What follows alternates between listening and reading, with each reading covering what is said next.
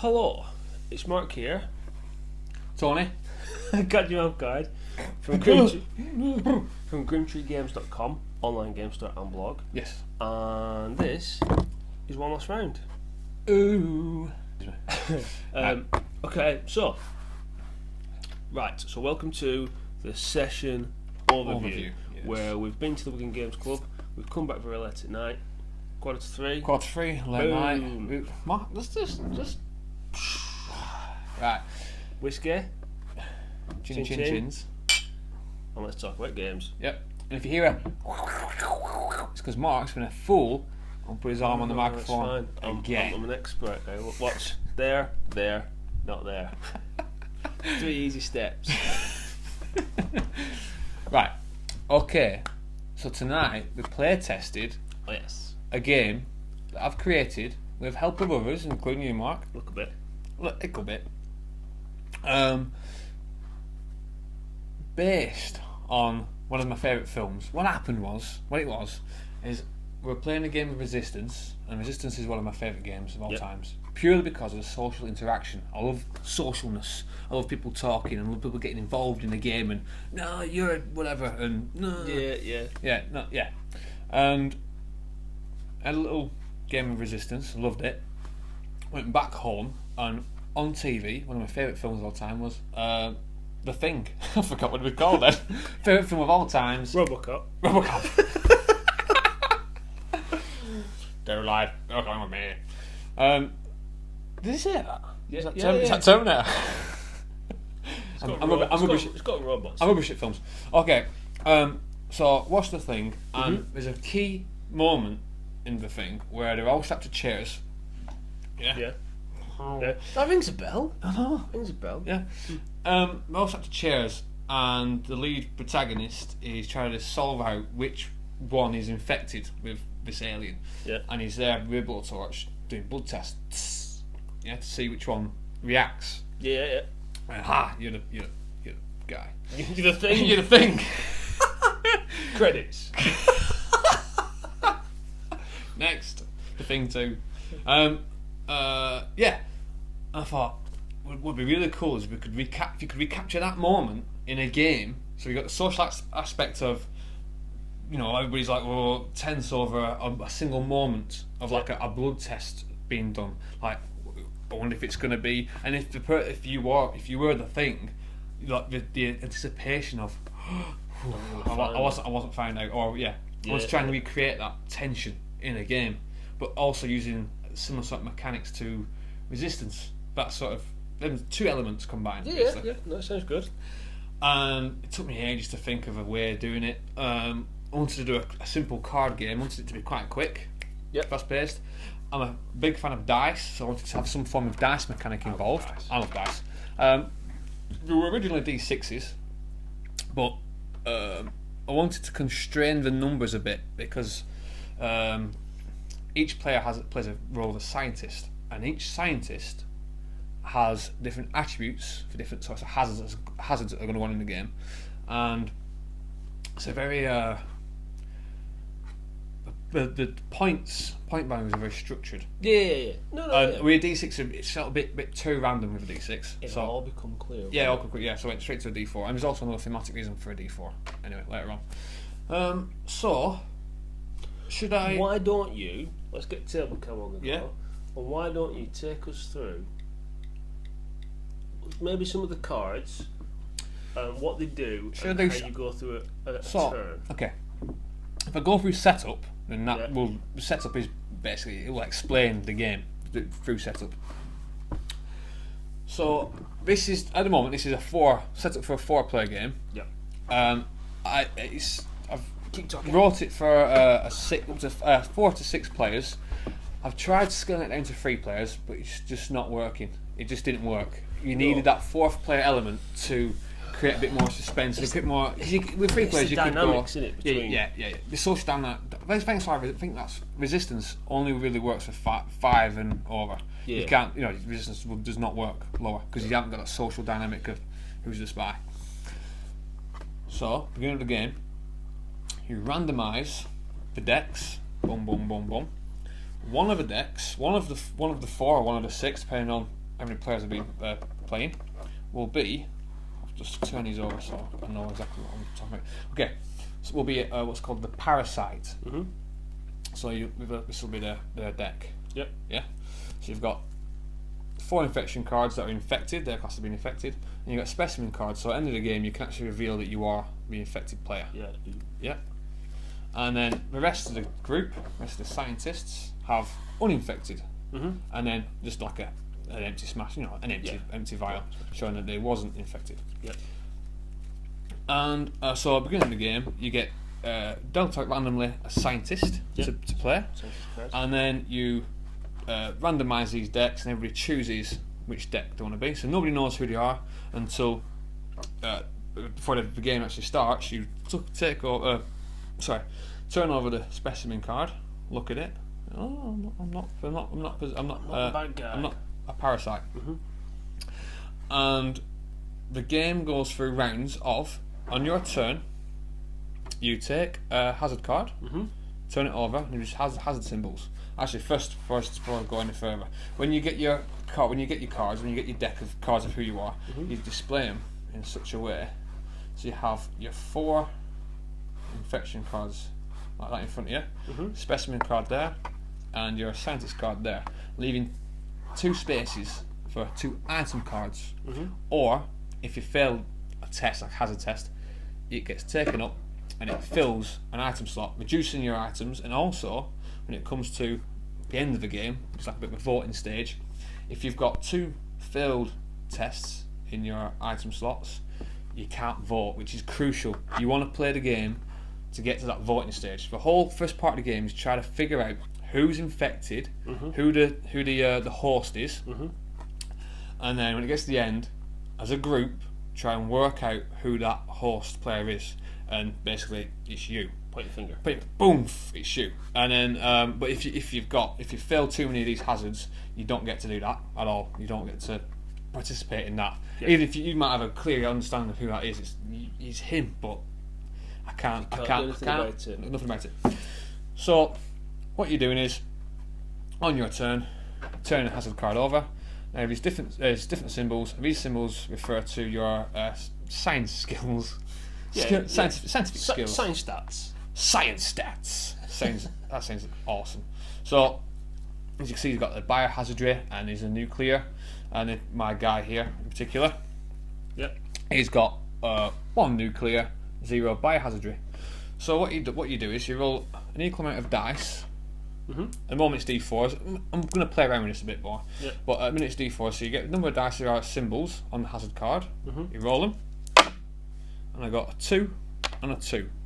So what you would do, you would choose then of which attribute you put them in. So I need to get the idea is you get a max, you get a 4. If you can get a 4, then that one particular hazard is passed. So 2 hazards to solve there, and I've got 1 in nuclear, so that 2, you add the 1 to your dice rolled, so that then becomes a 3.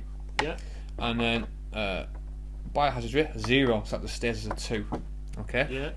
So now I ask the rest of the group who can help me with this, do this test, and they can say no, don't help you. No, I think you're dodgy, don't like you. I think you're the parasite. I think you're parasite, I don't want to help you. In which case you would fail it, and you would take that and you would put it in. Oops, clumsy. And you would put it in your item slot. If they do decide to help, what happens is they will then add their stats to the dice roll. They can add all of them. You know, it's not just 1. They can add a whole lot, the whole stat line to the dice rolled, and basically they'll boost it up to 4. So therefore, it's a pass. Yay! But what happens is, because you interacted with them players, in that hazard, you would then there's a chance of the infection spreading. So say if you chose somebody to help you that was the parasite player, there's a chance that their parasite card, you've got to remember, there's a deck full of parasites. So the parasite player has a very similar setup to this. Their parasite cards all laid out in their specimen there. If you choose to help you, what you do is, everybody that participated in helping, including you that did the test, would nominate a card, push it forward, whoever pushes the card forward, then it all gets collected, shuffled, all gets shuffled up. You might pass it around a few times to make sure it's fully shuffled. If it's only 2 cards, you might give it a couple of people to shuffle, and then you dish them back out, boom, boom, boom, boom, back into the line. And what you do is you've got these 4 blood tokens, blood drops, and for when you've traded a card, you place a blood token on it, and that blood token signifies that card has been traded with other players, and it's a way of tracking kind of what cards have been passed around. But the thing is, what's really cool is you can get your own card back. Yes. So it's not a guarantee. It's not a guarantee that it's somebody else. That you've got a Parasite. You can always get your own card back. And you're doing hazards. If you need help, you seek help, and for everybody that helps, you share, you spread. You spread. Maybe contaminate each other because you have. So there's possible this contamination going around the board. And what happens is, once the test is passed, you get item cards. You get item cards equivalent to the amount of the number of hazards. Successes. Yeah, that's it. 2 hazards, 2 successes, 2 item cards. Now you only choose one, so you basically choose one of these. Oh, that's pretty good. Blood test. I'll just say it's like you got like a scalpel and a blood test. I'll go through if we've got time. But if we've got time, but if we've got a bit of time, I'll go through what these do.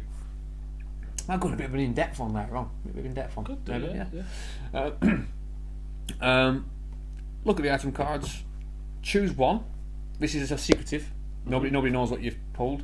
So I'll choose scalpel, and you then play. You play that face up so everybody knows you have a scalpel. Yep. But then the one you don't choose goes back on top in any order. If you pull 3, put them. 2 go back in any order you want. Go back on the item deck, and that's your turn over, and it keeps going around like that.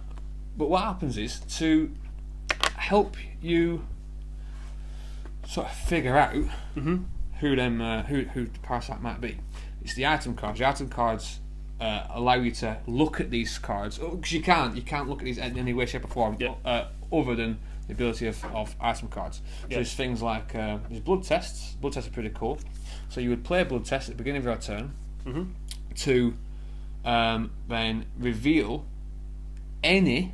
your own included, anybody else's infection card that has a blood droplet on it. You can't have one that's not got a blood droplet on it because that will just give away. You just try each player. Yeah, of course. You can work it out. Actually, for the original game, it was like that, and it was broke. That's why you play test. That's why you play test. But I like the idea of this. I think it's pretty cool. So that's a blood test. So that's a good way of figuring it out. But there's the microscope. If you use the microscope, you can look at all of your infection cards to yourself only. Reveal them to yourself. Put them face down, and and that's how you figure out. And you just turn after turn. Start spreading the infection if you're the infected player, or try to avoid being infected if you're not the infected player. And then once the hazard, basically the countdown is the hazard deck. When the hazard deck reaches 0, that's it. You've done the game, and then it's a vote off and who everybody thinks is the Parasite. So yes, them's the rules. Roughly, there's a lot more intricacies. There's a story to it as well. There's a bit of a story of what's gone on. Tell us a story, you miserable bugger. Well, you're a bunch of scientists in a secret laboratory underground. Well, I'm imagining it's underground. Might be on Mars or on the moon. Stick with underground, it's more feasible. Okay, so you're dwarf scientists and you're and in an elven realm. and We've got our fantasy on to sell it. Sorry. don't do that because microphone's on. He's doing it every time. Is he been doing this? No. Right. Go. So you're a bunch of scientists in a high security facility. Yep. Something's gone wrong. Something's exploded. The whole laboratory's in lockdown. While that's going on, an experiment, a specimen's gotten loose. It's gone. Oh, yeah. And one of the players is now a host. Yeah, although a bit less obvious than that. Because you better shoot. You're infected. Oh. But yeah, and before the scientists can leave the laboratory. Yep. They have to solve. You know, they have to tackle They the know a hazards. specimen has escaped. They know a specimen has escaped, but before they can deal with a specimen, before they can deal with that scenario, Yeah. they need to make sure that the laboratory doesn't blow up and Hence erupt. the hazard Hence deck. the hazard deck. Sort all the hazards out. Get rid of the hazards, and then once the hazard's taken care of, because the thing is, you're going to have to rely on that one parasitical player to try and, you know what I mean? You have to rely on his skills to try and get the laboratory sorted. Makes sense. Yeah. You don't want to work with him, but you have to. You have to. To You get drip- through the yeah, hazards. You have to, yeah. And it's the parasite's job to want to help because he don't want to reveal himself, but he's a parasite. He needs to escape. He needs to escape himself, yeah, exactly. So, that's like the first section of the game Yeah. where you're having to interact with people. You're having to interact. Spreading around these. So you're infections. using items and stuff to try and figure out who's who. You're bluffing. If you're the parasite player, you're like I think you know you're using your bluffing skills. You're using different various items that'll let you make it look like it's somebody else and things like that. So you're doing that. You spread, but at the same time as Yeah. wanting to stay alive Yeah. and get to the hazard deck, you Yeah. also want to spread your effect. Yes, you want to. You want to get It's a bit those of a double edged. cards It's a bit of a double edged thing because as a parasite player, Yep. You want to get your seed out. Yeah, you want to get your specimens out. But at the same time, the more specimens you send out, the more they might be more honing in. Chance, yeah. The more chance you're going to get found out. So it's like, right. So I didn't think about that tonight. One tactic could have been, we're overrunning a bit here, but it's Yeah. interesting. It doesn't matter. And one tactic could have been just to pick on one person.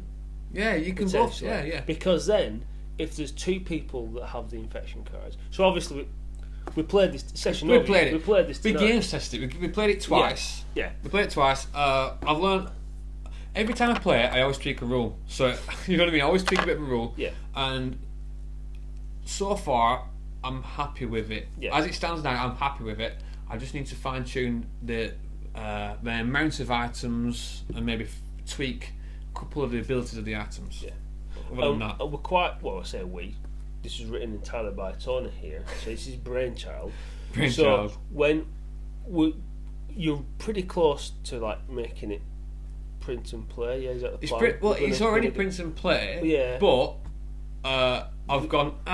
You know what? I could change that. So I've basically. You're just waiting until it's. I'm going to final redo it tweaks. again. I'm going to fine tweak it because it was for ages. I was umming for a D6 system or a D4 system, and I love my D6s. I love them. They're all amazing. D4 is a bit clunky sometimes, but the numbers work. The numbers work to the game, Yeah. and the theme. Because what I'm going to do is an idea thematically for the artwork on the back of the on the hazard cards. I'm going to have a big triangle hazard symbol, a big exclamation mark, boosh, big yellow triangle exclamation hazard. Fit. Hazard, yeah. And the dice are going to be yellow dice. Yeah. This is if this dream works. Well, and yeah, we get it made, we get it published. And the one, which is basically if you roll a one, it's enough. It's a zero. It's just everybody. If you want that to pass, everybody's got to pull in to then help that make that hazard work. Which means it makes people interact with each other. It makes There's some points in the game where you have to, or you close that player down by making them fail it. But then you could be closing down a scientist who's actually on your side as well. There's lots of little intricacies like that. This is what I liked about it, is the fact that there's two phases to it. Yeah. And in the first part, you don't want to work with people, but you have to work with You have people. to, to get the job done. And as you're working with people, you're trying to work out people's motives. Yeah. But that's all just a preamble to the voting, which is the meat of it. Yeah. And what's the first phase? It's quite good because the first phase doesn't last ages. No, it's quick. It's not a long game. I think the longest bit probably potentially could be the last bit where you're all arguing over who the parasite is. Yeah. And I made a mistake. the first game we played, basically, two of my cards had been swapped. Yep. Yeah. And it was you and Oliver. Yep. You both had the ability, the blood test cards to test look cards. at the cards that have come from me. Yeah. And it's Friday night. It's quite late. I'd not really thought it through, and I thought, well, those cards are from me. We'll figure it out. Game's over, So got to my turn. I bailed, didn't I? Yeah. Basically. He got to my turn and he played a tranquilizer gun, yeah. which basically it can skip a go in the hazard phase.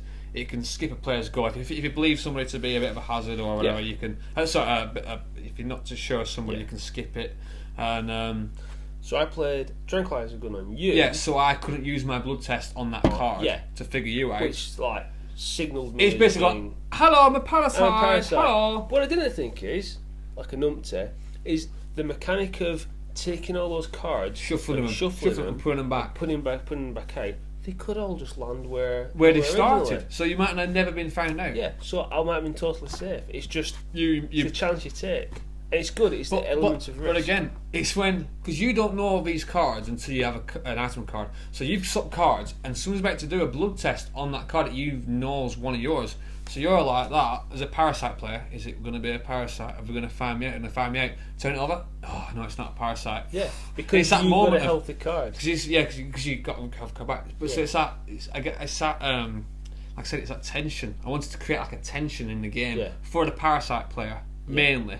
So it's two different games, depending on if you're a scientist or a Parasite. It's two different games. If you're a Parasite player, it's really tense as a Parasite player. And also, I think the first and second part of the game are two different games as well. Yeah, two different games. Yeah, the first part is like a mechanical part where you're trying to maneuver your cards about, and the second part is a social part where you've played through.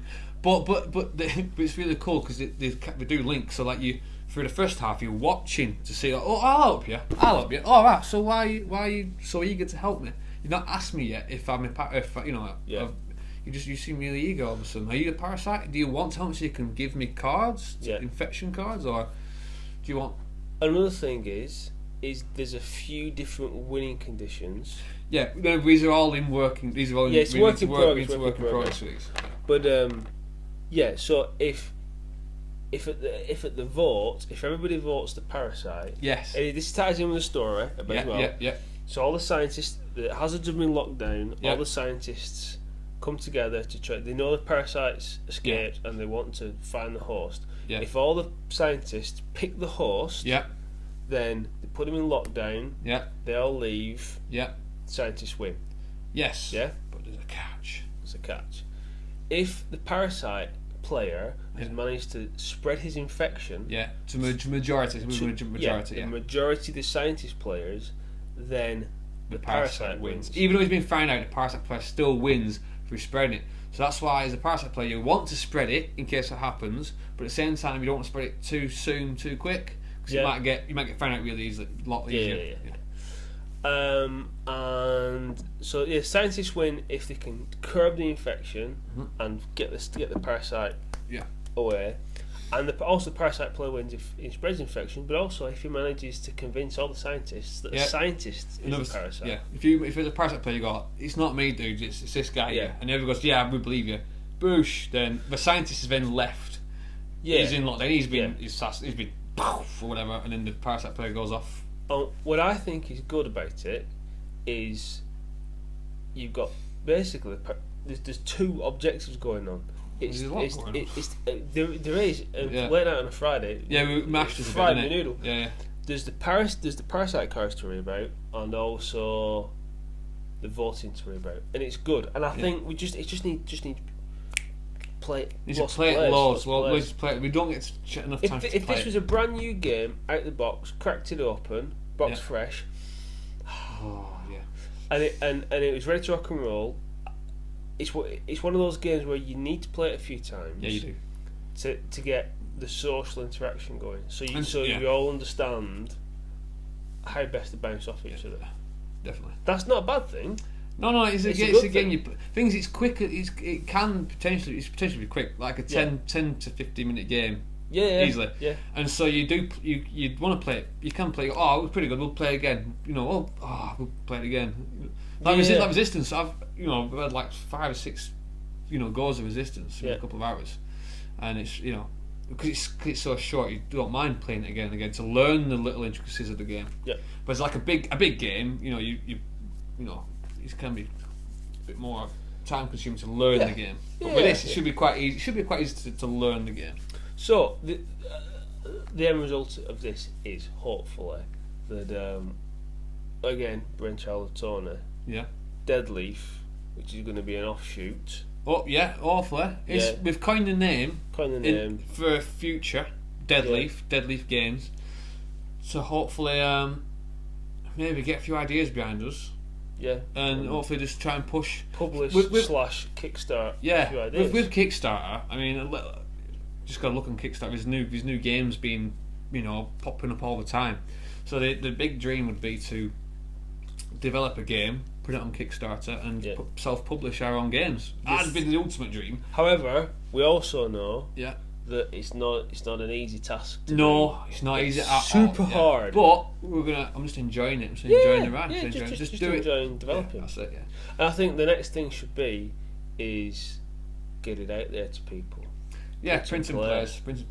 If you don't mind, I might make a lighter, a printer-friendly version of the game. It's that is a good idea, my friend.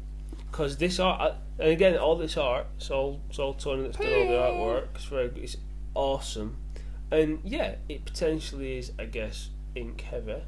Is ink heavy? So like for a prototype, I went a bit overboard. I thought I want to do a prototype, but I want to do it, but it looks alright, and I went well overboard with the prototype, with the artwork. Here's the thing. I'm an artist. I like to dabble. Well, it's good, but also, not being offensive to the human race as a whole, and that's all you people out there is. People are shallow. Yeah. So I'm shallow. I've noticed. People. Honestly, when I play this game, people have come over and gone. They've clocked it and come over and looked at it.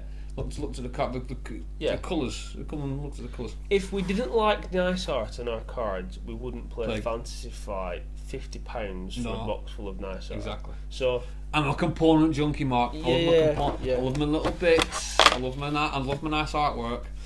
So if I did a print and play that was printer friendly, just black and white. Just black and white. And I could even rework the arts. It's just simple, but and then this one as well. If people like my artwork and they want to give it a go at my artwork, then that's fine. That's fantastic. Excellent. So cool. So it was a good session. Yeah. A few more playthroughs to go through, and we're going to get it on print and play ASAP as soon as possible. Yeah. In fact, I could just. You could fire it out now, couldn't you? Yeah, I could fire it now, and then I can just update it. It's a good idea. Well, you know what we're going to do.